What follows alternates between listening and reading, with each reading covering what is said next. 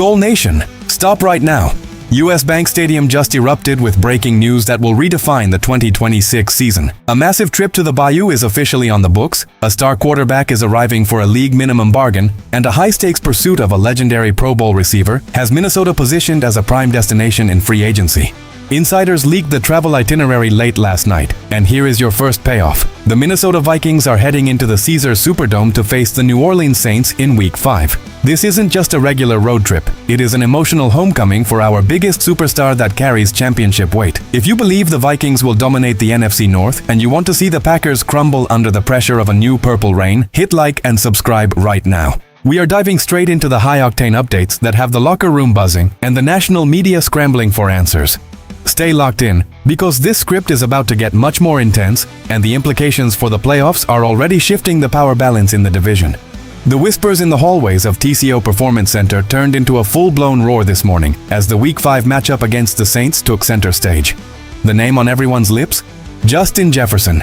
Our superstar wide receiver is heading back to his home state of Louisiana, and he isn't holding anything back about what this game means to his legacy. Jefferson was born in St. Rose and starred at Destrehan High School, just 25 miles away from the Superdome, making this a true backyard battle for the face of our franchise. He told Good Morning Football that he is beyond excited to play in front of his family and friends in the very stadium where he won a national championship with LSU. The last time he played in New Orleans was back in 2020 during the COVID era, meaning he missed out on the true deafening experience of a packed house. This time, there are no restrictions, and Jefferson is ready to remind the home state exactly why he is the best in the business. But it isn't just about the nostalgia, it is about the competition. Jefferson noted that the Saints and several other teams on the 2026 slate feature cornerbacks he hasn't faced in previous years, and he is relishing the challenge of those new individual matchups. Head coach Kevin O'Connell is also bracing for a fast start, noting that the league has moved toward high excitement, high-stakes divisional games early, with Minnesota facing Chicago and Green Bay right out of the gate.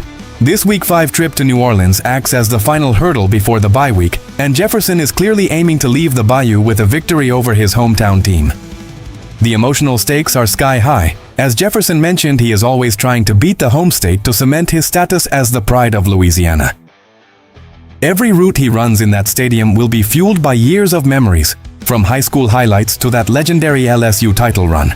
For a player who thrives on the biggest stages, this is the ultimate spotlight, and the crowd noise at the Superdome will be at a fever pitch when number 18 takes the field. The energy in the Caesars Superdome is unlike any other venue in the NFL, and for Jefferson, it represents the full circle of a career that began on the muddy fields of St. Rose and culminated in a record-breaking professional contract. He knows the Saints fans will be hostile, but he also knows that half the stadium might be wearing his LSU jersey under their Saints gear, creating a surreal atmosphere that only a hometown hero can generate. Kevin O'Connell has reportedly been designing specific red zone packages just for this homecoming, ensuring that the greatest receiver in the league has every opportunity to dance in the end zone where he once lifted the national trophy. Do you think Jefferson will put up 200 yards in his homecoming game? Drop your stat predictions in the comments right now. If you are hyped to see him silence the Saints crowd, smash that like button and let the world know that Viking Nation is ready to take over the Superdome, while the stars are planning their travels. The front office is under fire for a series of shocking decisions that just earned Minnesota a D grade in a national off-season report card. Brett Sobleski of Bleacher Report slammed the organization for what he calls a suspect direction, specifically targeting the decision to draft defensive tackle Caleb Banks in the first round. Banks is a massive human being with huge upside, but his history of foot injuries has analysts terrified about his longevity in Brian Flores' high-intensity defensive scheme. The report card didn't stop there, criticizing the release of veterans Jonathan Allen and Javon Hargrave, along with the trade of Jonathan Greenard to the Eagles. This defensive overhaul has left many wondering if the unit can sustain the havoc they created last season. However, the most explosive news involves the quarterback room. Minnesota has officially signed Kyler Murray to a league minimum contract of just $1.3 million. This is an absolute steal because the Arizona Cardinals are still on the hook for over $35 million of his salary in 2026, allowing the Vikings to add a former number 1 overall pick without wrecking the cap. Murray is set to compete with J.J. McCarthy in what is becoming the most watched quarterback battle in the NFL.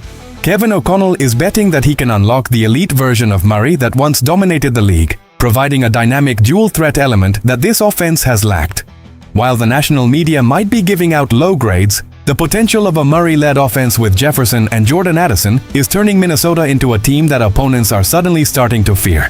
The report noted that while the Vikings received the lowest grade in the NFC, their rivals in the North, the Bears, Lions, and Packers, only managed C grades themselves, meaning the division is wide open for the taking.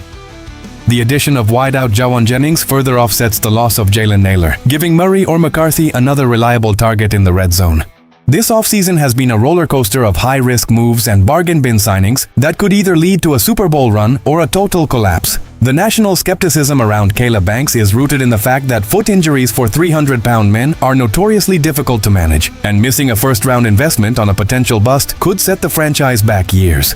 However, if Brian Flores can mask those deficiencies with his aggressive blitz packages, the critics might be eating their words by mid-October. Kyler Murray represents the ultimate wild card, a player with MVP-level talent playing on a prove-it deal that costs the team almost nothing.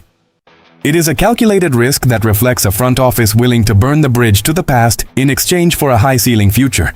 Is Kyler Murray for $1.3 million the smartest move in Vikings history? Comment Kyler if you think he starts Week 1. The roster construction isn't finished yet, and a major veteran addition could be coming to Egan very soon. Minnesota is being named as a prime candidate to sign six-time Pro Bowler Keenan Allen. The legendary receiver spent last season with the rival Chicago Bears, but he remains a free agent in late April, and the fit in Minnesota is almost too perfect to ignore. Allen is 34 years old but still producing at an elite level, coming off a season with over 70 catches and 7 touchdowns. Spotrac projects his market value at just shy of $7 million on a one-year deal, a price the Vikings might be willing to pay to secure a truly elite wide receiver 3. Alec Lewis of The Athletic recently stated that he definitely believes Minnesota is likely to add a veteran wideout to the mix after passing on the position during the NFL draft. While DeAndre Hopkins is also a name being discussed due to his previous chemistry with Kyler Murray in Arizona, Allen's superior recent production, tallying 81 grabs last year compared to Hopkins' 22, makes him the more enticing target. Allen is an expert route runner with elite physicality and twitch that allows him to dominate the first 2 levels of a defense.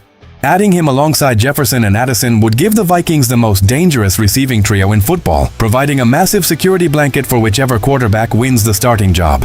The team did sign undrafted rookie Dylan Bell out of Georgia, an explosive playmaker who can contribute as a kick returner, but experts believe his lack of position-specific skill makes him more of a depth piece than a true WR3. Bell has manufactured touch talent but lacks the reliable hands that a veteran like Allen brings to the table on critical third downs.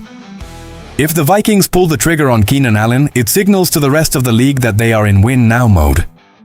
The prospect of Allen working the middle of the field while Jefferson draws double teams on the outside is a defensive coordinator's nightmare.